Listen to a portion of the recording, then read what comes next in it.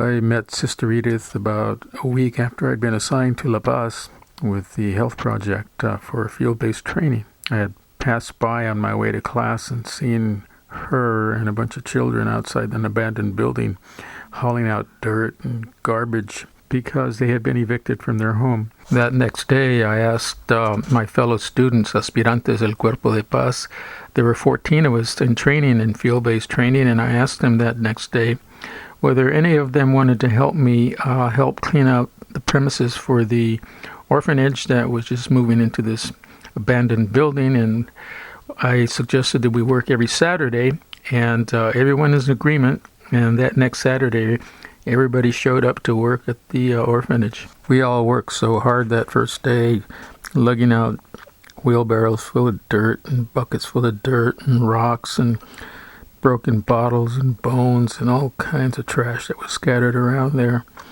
And at the end of that first day, the gentleman in the picture with a yellow t-shirt on the right-hand side lived across the street and made 5 pounds of spaghetti for everybody to have for lunch. And man, we fell on that feast like hungry wolves.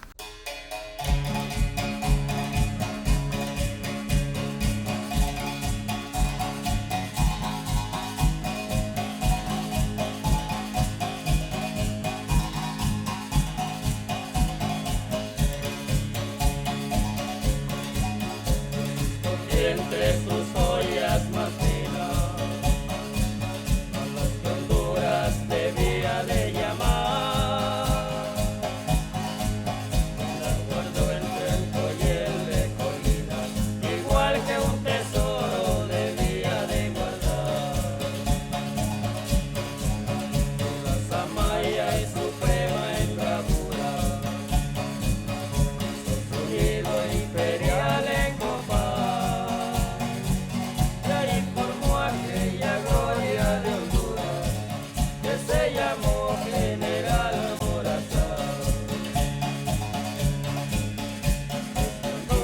en mi tierra querida, la más hermosa que el sol nunca vio.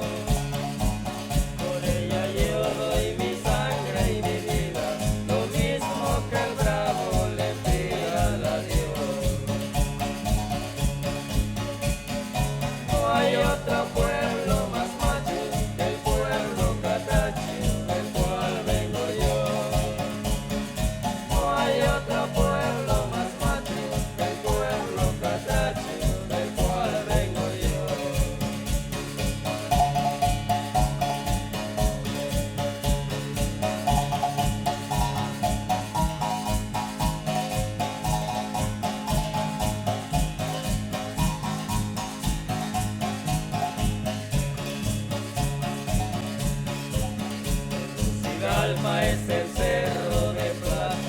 At the end of 7 weeks of training in field-based training, the 13 of us aspirantes, soon to be full-fledged Peace Corps volunteers, left La Paz on the 15th of May 2009, having worked for every Saturday. And the building was going to be inhabited that weekend that we left in the very first 3 rooms. Of the 13 volunteers, one had left early. Only 6 of us remained in order to complete the full 2-year Peace Corps service term. We Peace Corps volunteers left La Paz on the day the priest came to the building to bless the building with Sister Edith and La Bendición, that this was going to be a home. And meanwhile, all 13 of us Peace Corps volunteers were scattered to every single corner of the country, most of us many hours away from each other.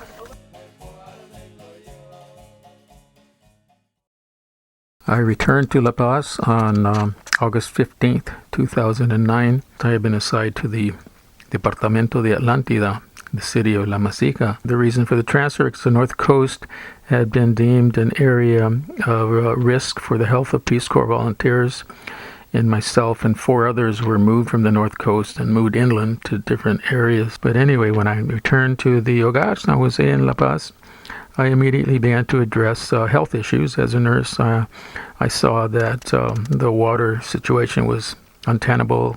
There were chickens wandering around the premises, and there was no one had any kind of medical folder or attention. So I immediately began to work on those kinds of issues.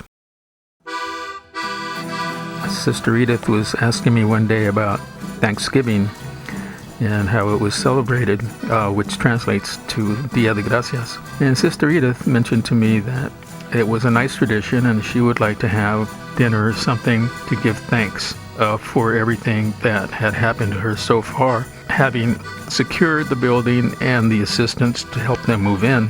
When I mentioned the idea to volunteers who lived in the immediate area where I was posted, the idea caught on like wildfire. Everybody wanted to participate, and we decided that we would all buy a couple of turkeys and all the food that was necessary. That's what we did. We had a big, huge dinner for the kids and for the dozen or so volunteers who showed up, and everybody had a great Primer Dia de Gracias that year. On our first Christmas at the orphanage, my friend Reggie, whose kids attended a private school in Vail, Colorado, asked the school kids if they would donate a gift to the children each at the orphanage, which they did.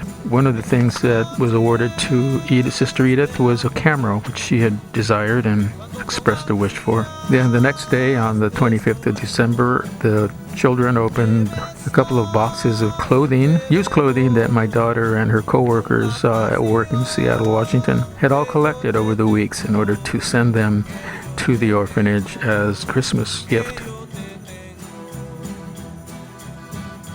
It helps for the Peace Corps volunteer to be as resourceful as possible when working in the community. As you can see from the pictures in this presentation, there are various groups involved that the Peace Corps volunteer managed to contact at different times, provide assistance.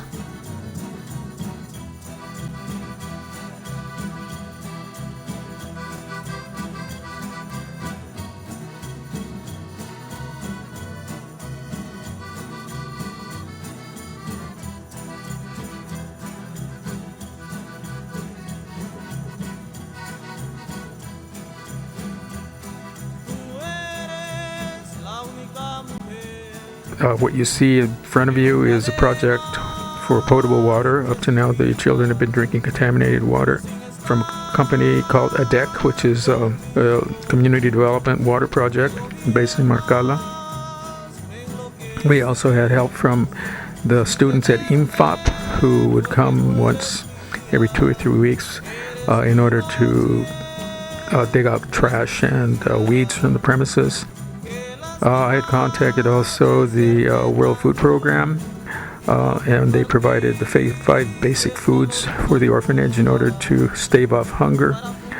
We worked with the Alcaldía in order to move forward our request for a personería jurídica, for which the nun had been working for approximately 5 years. Also helping out was Palmerora Air Base, the soldiers out there. I had them come out and build us a chicken pen so we can cage up the chickens and they wouldn't be pooping in the kitchen. Then, of course, the prison laborers from the local prison came to do free labor and help them out in their sentences.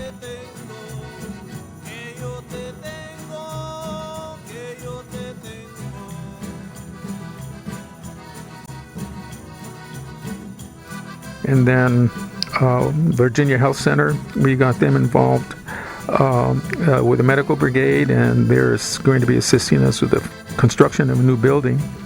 And even ultimately, we even contacted the offices of Marcela Lobo, who is the daughter of President Lobo of the country, and she came to visit the orphanage 2 or 3 times and promised to support Sister Edith in her quest for the personería jurídica.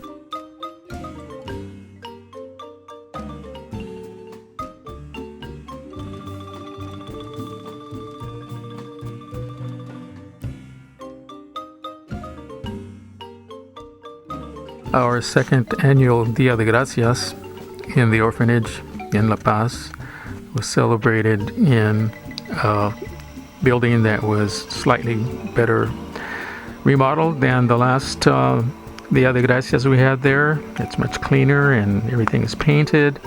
And we had many more participants at our Thanksgiving Day this year, including volunteers and guests from the community.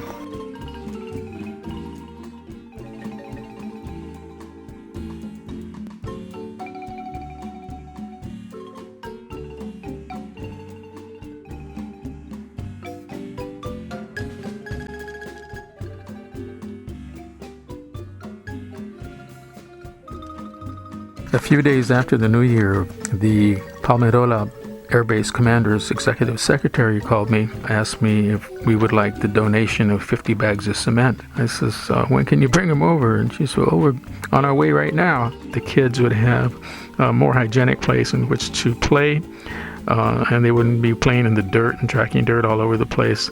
And eventually, this paving of the area encompassed the entire circumference of the patio.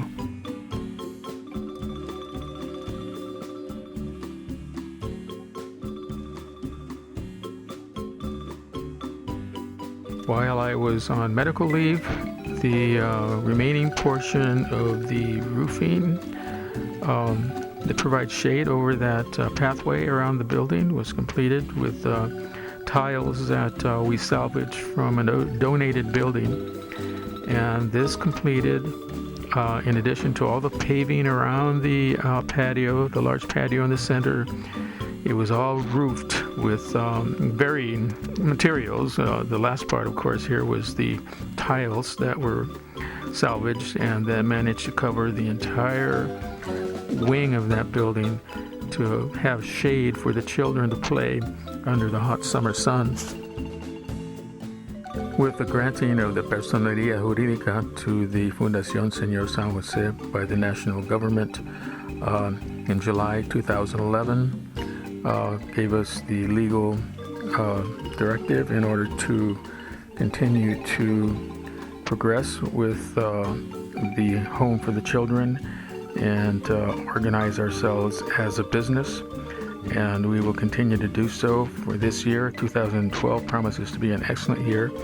I will be returning in January 2012 in order to resume my duties there. And we will be branching out with other organizations in order to develop a self-sustaining ability for the foundation to support itself in finding adequate home for these children for the next few decades. We envision this new building and the organization that we're continuing to develop as a model for the country.